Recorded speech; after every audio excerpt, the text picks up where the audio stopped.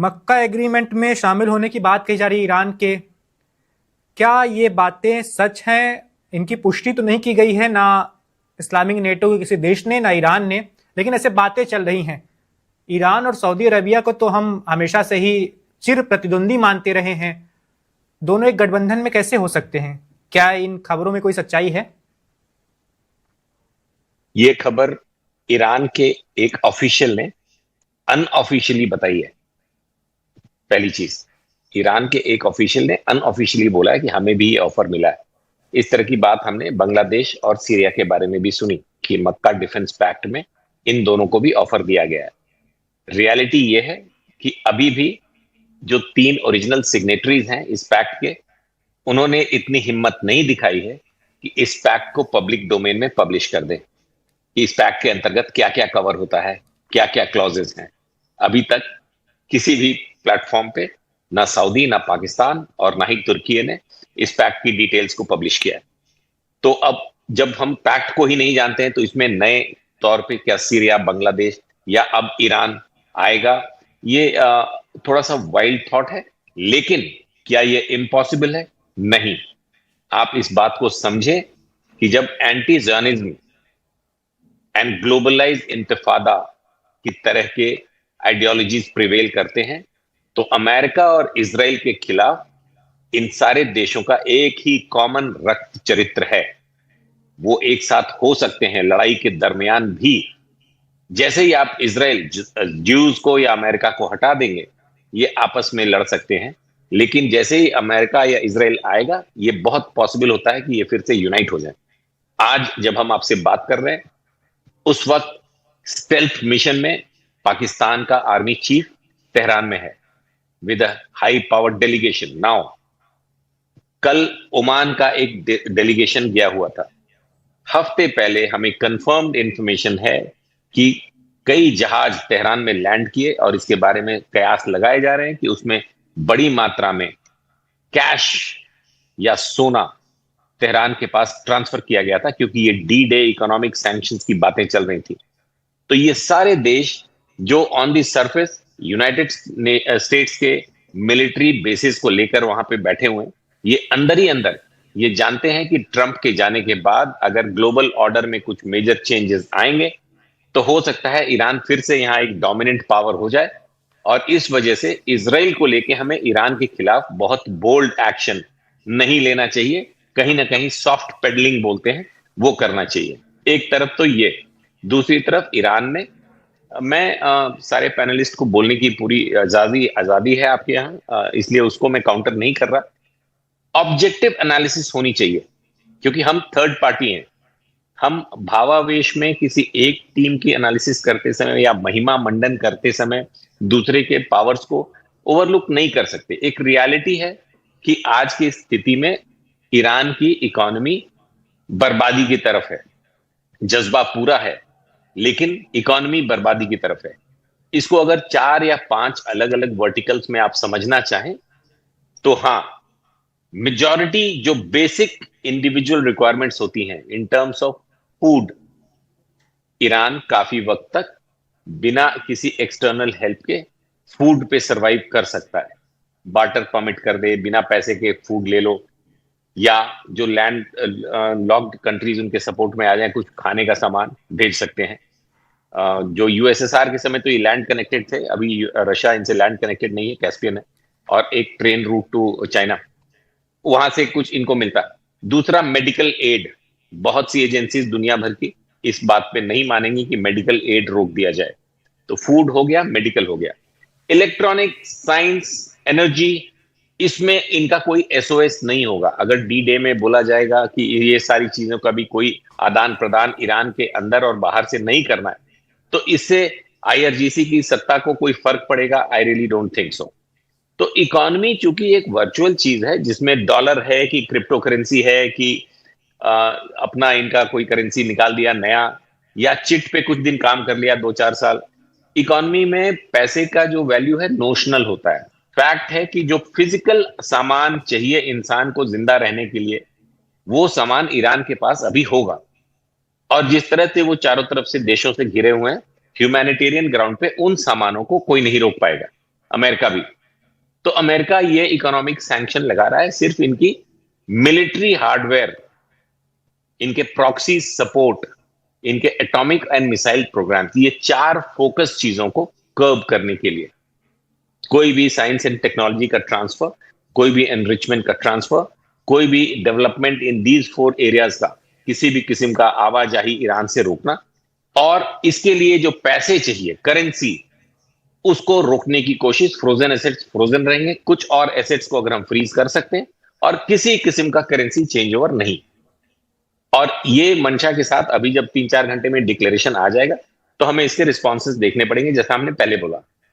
रह गई बात ईरान की तरफ से, आप इस बात को समझें कि उनको समझने, ईरान को पिछले 50 सालों के दरमियान समझने के लिए हमको ऑब्जेक्टिवली देखना पड़ेगा कि खमैनी साहब, with due regard, he was a very loved person, दुनिया में उनका रुतबा था।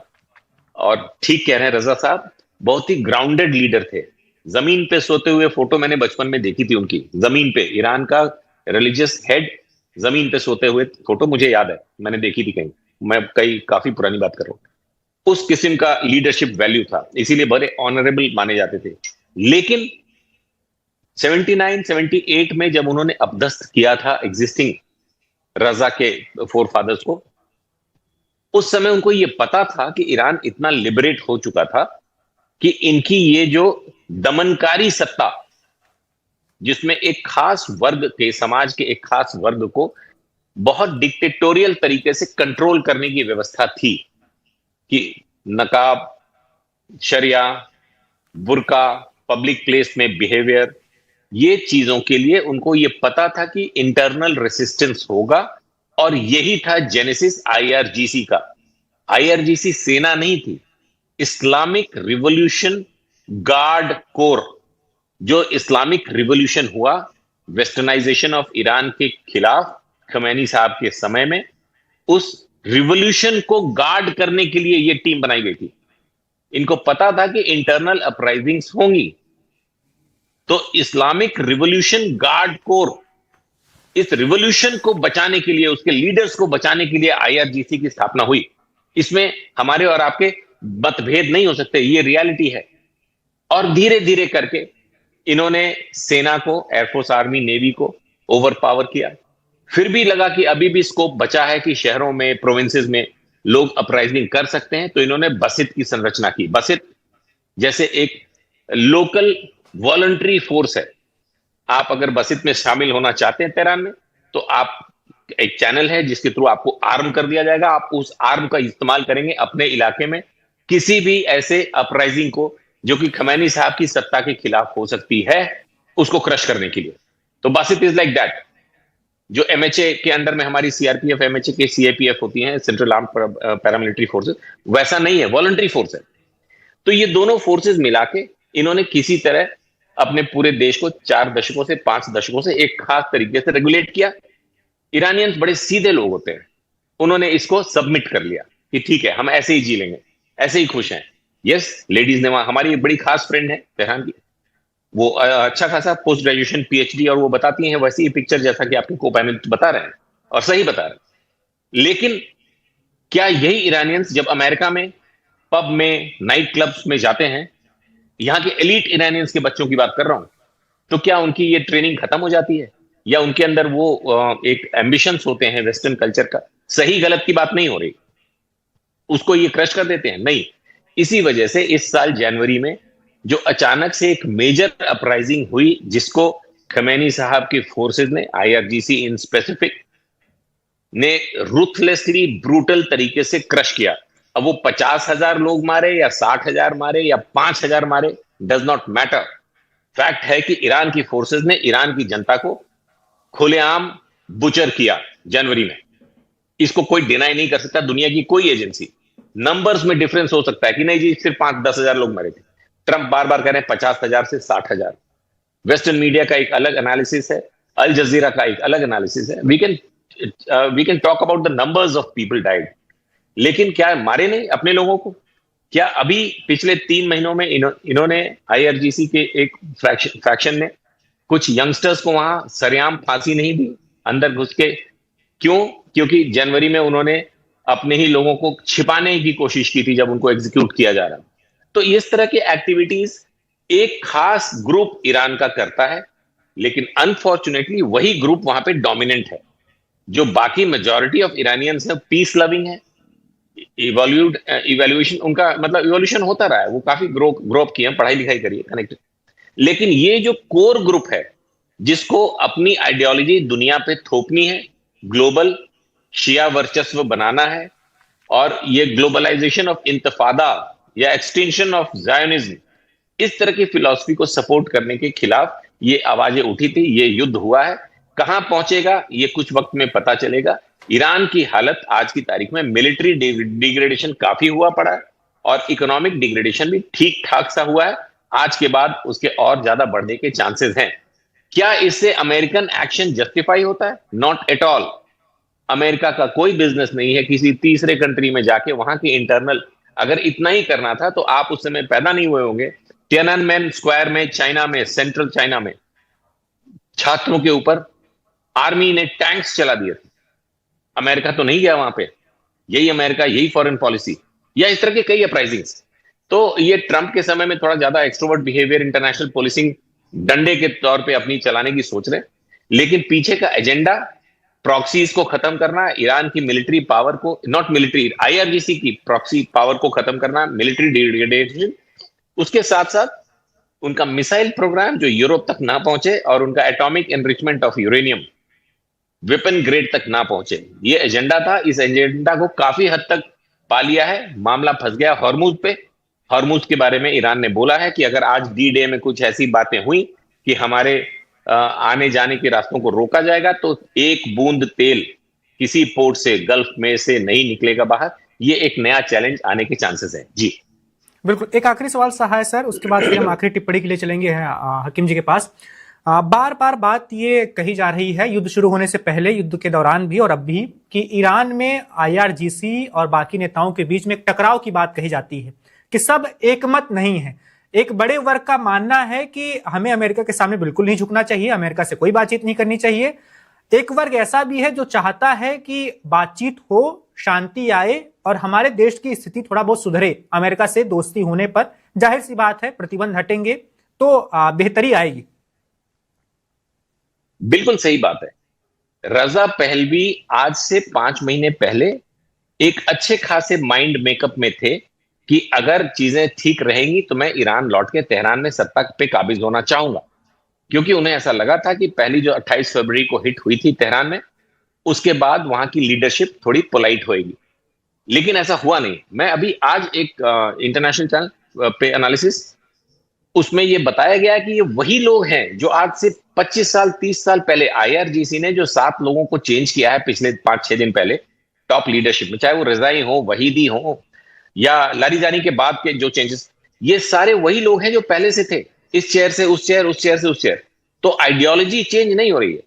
हमें एक्चुअली देखना चाहिए कि क्या खमैनी परिवार का कोई एक सॉफ्ट आइडियोलॉग जिसको ये पता हो कि हम इस्लाम की, खमैनी साहब की सोच के साथ साथ प्रोग्रेसिव सोच को भी ब्लेंड करके एक हाइब्रिड तरीके से ईरान को ग्रो करने दे सकते हैं, और इजराइल को बाद में देखेंगे, क्योंकि इजराइल अभी इस लड़ाई के बाद बहुत पावरफुल हो गया है, काफी डीप पेनिट्रेशन किया हुआ है, लेटानी क्रॉस करके है, यहां येलो लाइन क्रॉस करके है, गाजा में, वेस्ट बैंक में E1 के तहत हजारों मकानात बनाने जा रहे हैं, मतलब बृहद इजराइल की तरफ। तो ये तो ईरान का लॉस हुआ।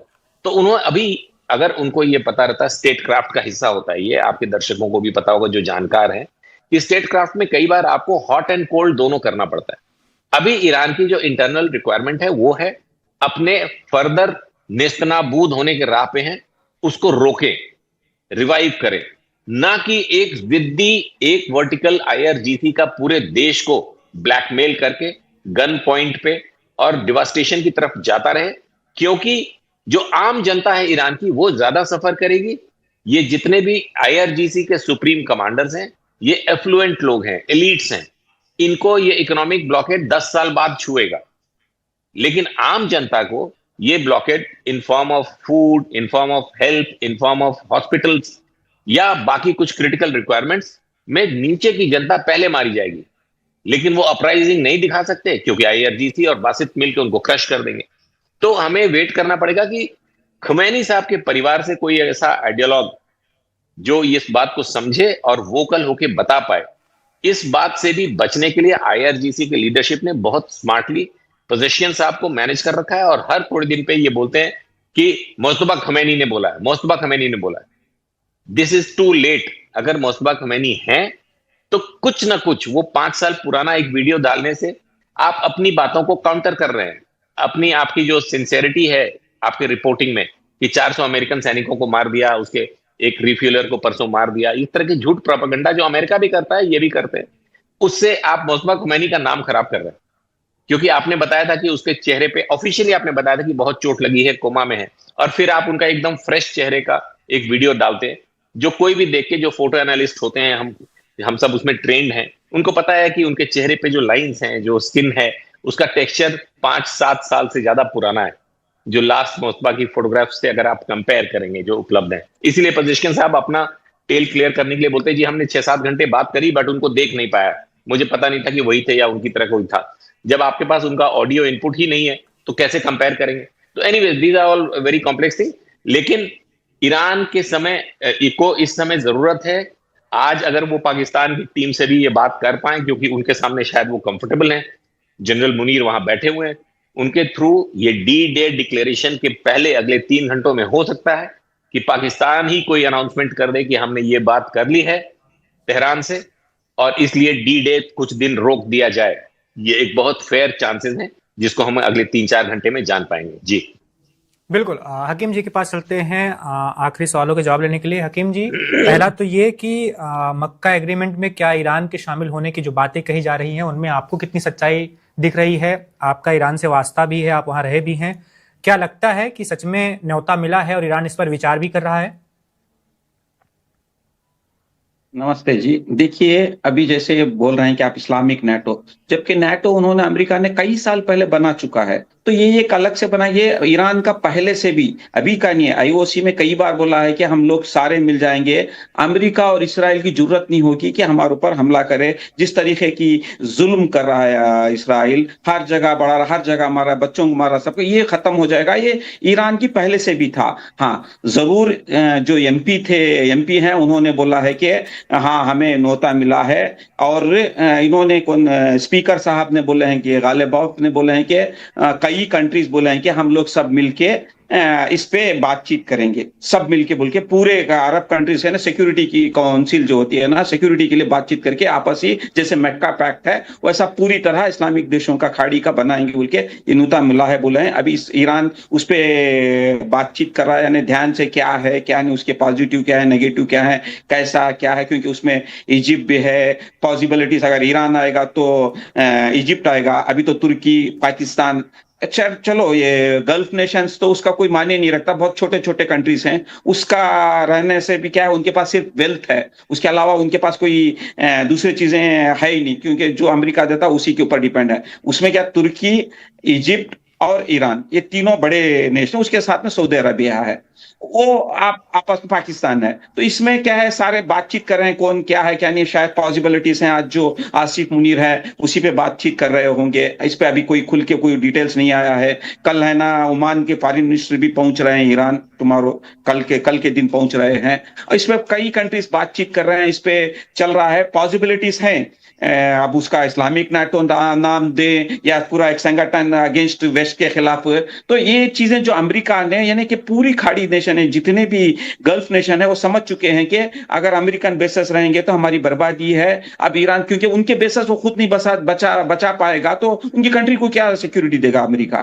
तो ये सब लोग कंट्री समझ चुके हैं। अब वो ईरान के साथ पूरे के पूरे मिलना, क्योंकि आज का दौर क्या है आप जानते हैं कि जिसके पास पावर है उसी का आज जंगल राज चल रहा है। किसी का कोई यूएन का कोई कानून मान ही नहीं रहा अमेरिका, पूरे का पूरा जो इकोनॉमिक सैंक्शंस जिस पे, फूड पे, हर चीज पे, ये कोई दुनिया का कानून ही नहीं है। कोई कानून, दुनिया के कानून पे कोई चल ही नहीं रहा है। तो वही पूछे तो फॉरेन मिनिस्टर यही जवाब दिया रहा, चीन ने यही बोला कि उन्होंने बोला स्टेट ऑफ हॉर्मुज में, बोले कि कौन से कानून की बात कर रहे हैं, पूछे कि कौन से कानून के, कोई कानून पे अमेरिका अमल ही नहीं कर रहा, तो हमें क्यों बात करें, पहले जाके अमेरिका से बात करें। तो ये चीज है ना, देखिए हाँ, इसके बाद में दूसरी बात क्या है, हाँ कई लोग ईरान के, देखिए कई दौर के बातचीत हुई, ऐसा नहीं है कि नहीं, बातचीत के हामी हैं। जब बातचीत से मामला नहीं हल हुआ, बातचीत कर रहे थे 2 बार भी, लास्ट ईयर भी जब बातचीत कर रहे थे इसराइल ने हमला किया, अमेरिका और इसराइल, इसराइल को सामने छोड़ के अमेरिका पीछे साथ में था। इस बार भी बातचीत चल रही थी, अमेरिका ने और इसराइल दोनों मिलकर हमला किए। जब जब भी बातचीत चल रही होती है हमला कर रहे हैं। तो इससे साफ जाहिर है कि वो लोग नहीं चाह रहे हैं बातचीत करना, सिर्फ धोखा दे रहे हैं, बातचीत के नाम पे धोखा दे रहे हैं। जब भी ट्रंप का देखिए बातचीत में ये बोलते हैं कोई चीज को बातचीत करेंगे तो एक नया लेके आ जाता है कि ये ऐसा नहीं है, ये ऐसा नहीं है। तो ये चीजें है ना, बातचीत के ख्याल अभी समझो, बहुत सारे लोग राय रखते हैं कि कई लोग बोलते हैं कि इसमें बातचीत करने से, उसी इमाम खानी, इससे पहले क्या ये खामेनी जो है ना, ये 1989 से है, 79 से 89 तक इमाम खुमैनी थे। इमाम खुमैनी और खामेनी को कोई रिलेशन नहीं है, यानी कोई थोड़ा बराबर भी रिलेशन ही नहीं है। वो अलग हैं, ये अलग हैं। Subscribe to One India and never miss an update. Download the One India app now.